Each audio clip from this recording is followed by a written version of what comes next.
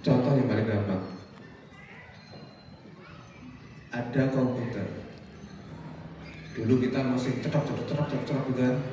Sekarang ada komputer, kita bisa menyesuaikan dengan menggunakan komputer, memanfaatkan, menggunakan. Kan kita tidak hanya sekedar itu, tetapi bagaimana kita menggunakan komputer itu menjadi sebuah alat untuk membuat aplikasi-aplikasi yang lain. Itulah agile. Jadi memanfaatkan perubahan menjadi sebuah perubahan inovatif yang luar biasa untuk organisasi. Kolaboratif, kerjasama, akuntabel, tanggung jawab, kompeten.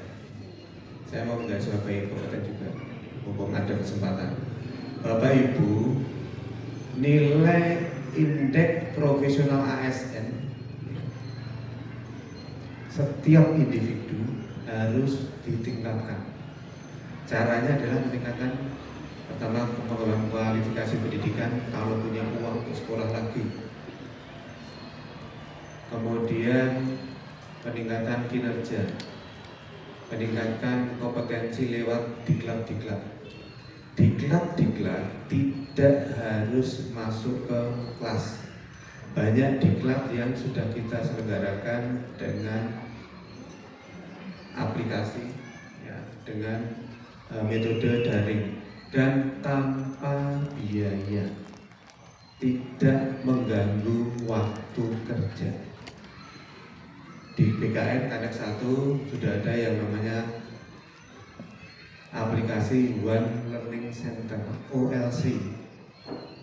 Itu untuk Bapak Ibu mengembangkan kompetensi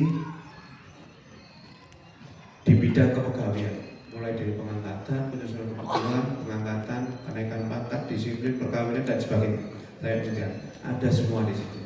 Dan masing-masing ada JP-nya, jam pelajarannya. Itulah nanti ketika Bapak Ibu selesai membaca itu, belajar situ, ada soal-soalnya, kuis untuk dikerjakan. Kalau Bapak Ibu lulus, keluarlah sertifikat. Sertifikat itu diupload di aplikasi My ASN Bapak Ibu semua.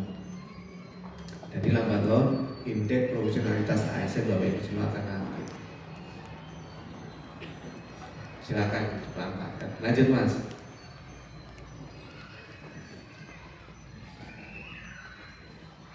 Ini faktor-faktor kenapa ASN tidak netral. Mentalitas birokrasi jauh dari semangat birokrasi. Kalau dulu reformasi birokrasi kan ada 8 area. Ya. Sekarang hanya generik, general dan tematik. Mental birokrasi jauh dari birokrasi. Birokrasi yang harusnya melayani, efektif, efisien, tapi mentalnya belum bisa melakukan seperti itu. Kalau bisa dipersulit, kenapa nggak dipersulit? Kalau bisa lama, kenapa nggak dilama-lamain? Tapi saya kira di banyak negara nggak ada itu. Nanti kalau ada sama Bu asisten nanti di BAP memiliki irisan hubungan kerabat kesukuan itu ya, itu masih ada, itu masih keponakan, apalagi di daerah timur.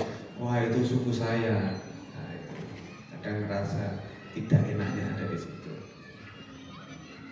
Adanya intimidasi, tekanan. Nah, kalau ini juga saya yakin itu banyak terjadi di kabupaten kota. Politisasi birokrasi oleh peserta pemilu, sanksi penegakan belum optimal. Sanksi penegakan belum optimal. Tidak beraninya Bapak Ibu sebagai atasan melakukan atau menjatuhkan hukuman disiplin pada bawahannya. Banyak terjadi. Tukar guling kepentingan dan sebagainya. Lanjut Mas.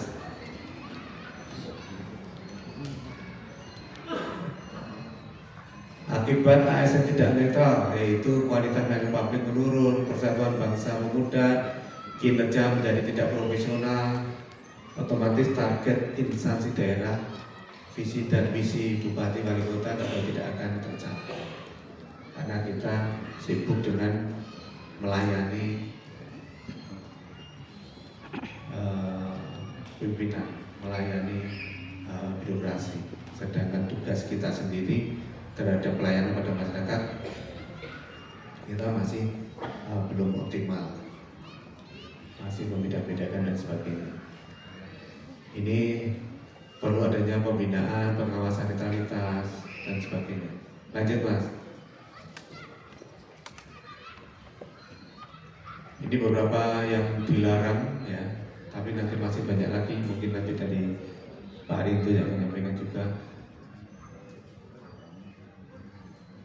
Menghadiri atau sosialisasi yang saya sampaikan tadi, like dislike jemari kita yang terlalu lincah, klik ya, di Facebook, kemudian WA, TikTok,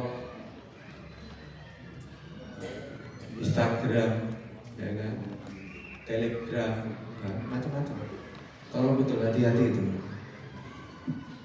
Menghadiri deklarasi calon, ikut sebagai panitia atau pelaksana, ikut kampanye dengan atur PNS dan sebagainya. Lanjut Mas. Nah ini sanksi-sanksi di Kabupaten Banjarnegara sudah dibuat satgas kan ya? Satgas netralitas sudah, karena beberapa waktu yang lalu kita buat surat untuk membuat tim satgas.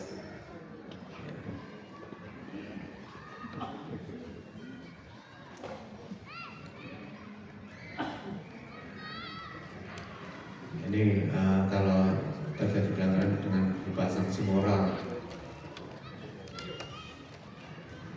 banyak contoh-contohnya, mulai dari memasang spanduk, ikut sosialisasi, menghadiri, memposting, like dislike, ikut kegiatan sosialisasi dan sebagainya.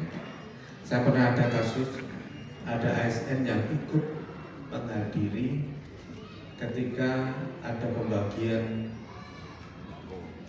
sembako atau susu, tapi ternyata di situ tanpa sepengetahuan Bapak Ibu semua ada gambar bakal calon, bukan calon. Ini kan juga akan ditenteng dengan alasan kita tidak tahu, asli itu nggak tahu, nggak mungkin nggak tahu, dia kenal dengan itu dan kegiatan itu mereka tahu. Jadi tolong hati-hati. Lanjut Mas. Ini bentuk pelanggaran dan hukumnya sampai PTDH dan sebagainya. Saya kira itu Bapak Ibu semuanya yang bisa kami sampaikan. Nanti kita silakan untuk tanya jawab aja supaya kita lebih komunikasi. Jadi nanti ada yang Bapak Ibu perlu sampaikan, sudah disampaikan, kita jawab. Semuanya ini adalah untuk melindungi aparatur sipil negara, melindungi ASN, P3K, PNS dan tenaga-tenaga honorer, supaya kita tidak menjadi sasaran empuk dimanfaatkan untuk mengeruk suara. Ya. Saya kira itu demikian dan terima kasih. Wassalamualaikum warahmatullahi wabarakatuh.